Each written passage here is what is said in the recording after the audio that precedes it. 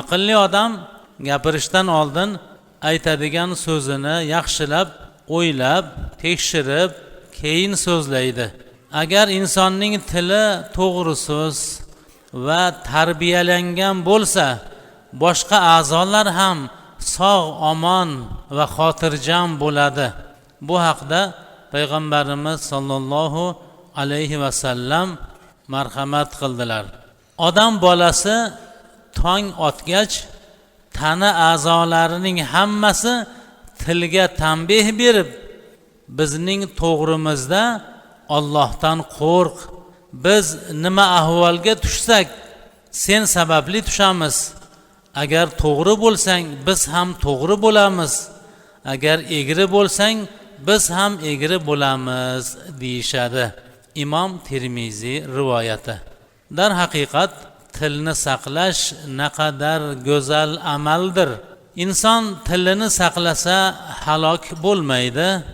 Solihlardan biri shunday degan: gap ham doriga o'xshaydi. Agar uni me'yorida ichsang foyda beradi, agar uni ko'paytirsang o'ldiradi.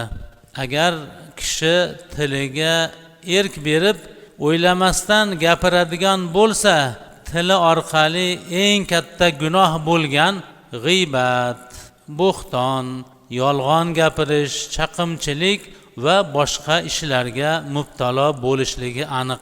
G'iybat ham til ofatlaridan kattasidir. Hozirgi kunda bu katta gunoh bilan ko'pchilik mubtalo bo'lgan. G'iybat bir kishi yo'qligida unga yoqmaydigan gap yoki sifat bilan yodga olishdir. G'iybat islom shariatida qat'iy harom qilingan amaldir. Islom ummati g'iybat va chaqimchilikni harom deb ijmo qilgan.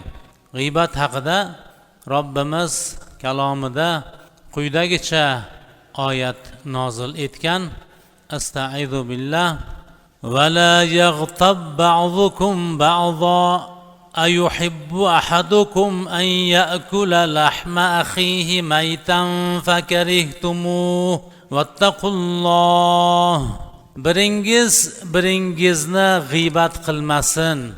Sizlardan biror kishi birodarining go'shtini yeyishni xohlaydimi? Uni yomon ko'rasiz-ku axir. Allohdan qo'rqingiz. Hujurot surasi 12-oyat. Hozirgi oyat karimada Alloh taolo g'iybatdan qaytarib, uni o'laksa go'shtini yeyishga o'xshatadi. Tabiiyki inson o'laksadan jirkanadi. Shunday ekan, boshqalarni g'iybat qilib, obro'sini to'kishdan ham musulmon kishi xuddi o'laksa go'shidan jirkanganidek hazar qilishligi kerak. Shunday ekan, boshqalarni g'iybat qilib, obro'sini to'kishdan barcha birdek ehtiyot bo'lishligimiz kerak.